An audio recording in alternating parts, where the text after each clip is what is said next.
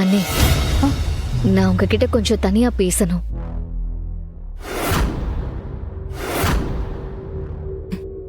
அத்தை ஆரம்பிச்சிட்ட பாருங்க. இப்போ அண்ணியை தனியா கூட்டிட்டு போய் ஏதாவது டிராமா பண்ணி அவங்க மனசை மாத்ததான் பிளான் பண்றா. விட்டுறாதீங்க சொல்லிட்டேன். அக்கா, உங்ககிட்ட என்ன பேசினாலும் சரி, இந்த வீட்டை விட்டு கண்டிப்பா இன்னைக்கு இவங்க போய் தான் ஆகணும். அதுல எந்த சேஞ்சுமே இருக்கக்கூடாதுக்கா.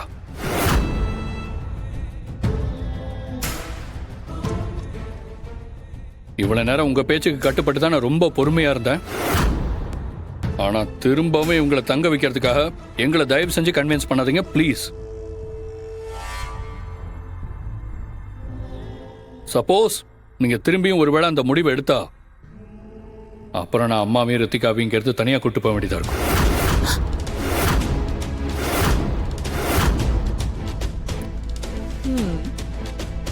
இன்றே டவுன்லோட் செய்து உங்கள் ஃபேவரட் ஷோக்களை என்ஜாய் பண்ணுங்க.